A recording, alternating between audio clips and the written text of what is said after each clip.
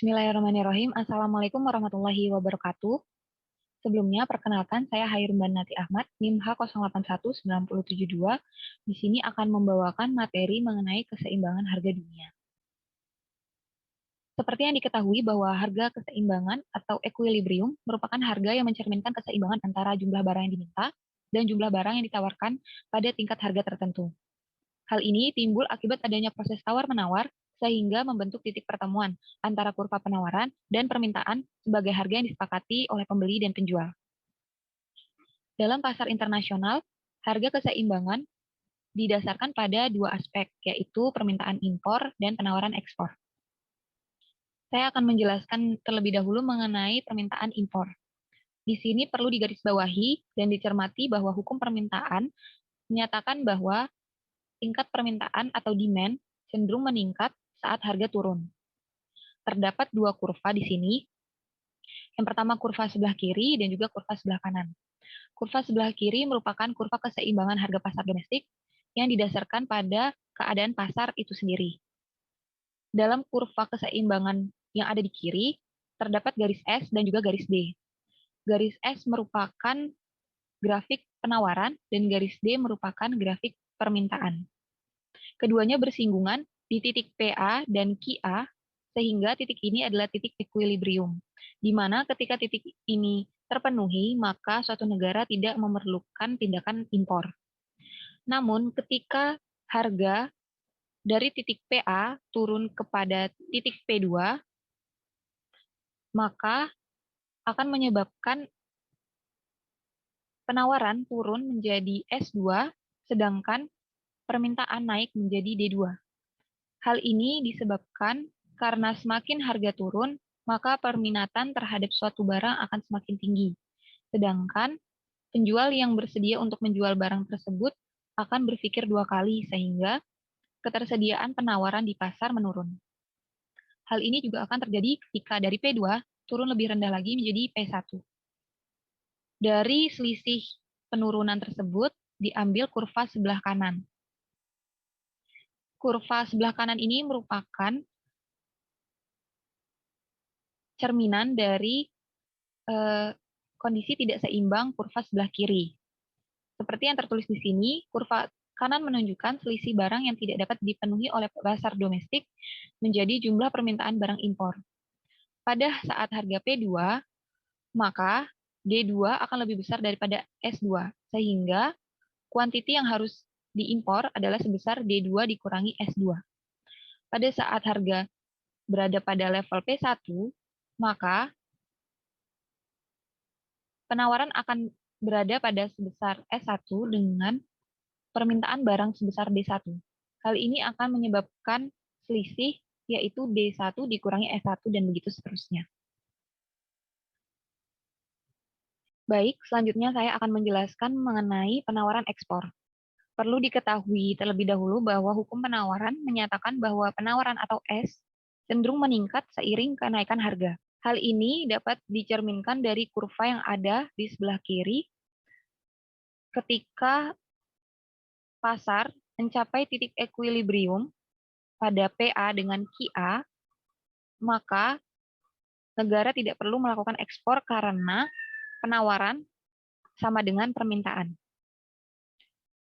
Tetapi jika harga naik, maka pada P1 ditemukan demand sebesar D1 dan penawaran sebesar S1. S1 lebih besar daripada D1 sehingga akan menyebabkan sisa dari suatu barang atau komoditas. Sisa tersebut sebesar S1 dikurangi D1 yang dicerminkan pada kurva sebelah kanan. Perlu diketahui bahwa kondisi tidak seimbang ini ditunjukkan oleh kurva sebelah kanan sebagai bagian dari rekapitulasi selisih kurva keseimbangan harga pasar luar negeri pada penawaran ekspor ini. Jika harga naik lagi lebih mahal pada P1, maka didapatkan demand sebesar D2. Demand ini akan terus menurun jika harga naik karena masyarakat akan berpikir dua kali untuk membeli barang yang mahal. Selanjutnya, Di sisi lain, penjual akan semakin banyak atau penawaran akan semakin meningkat karena penjual berpikir untuk mendapatkan keuntungan yang lebih.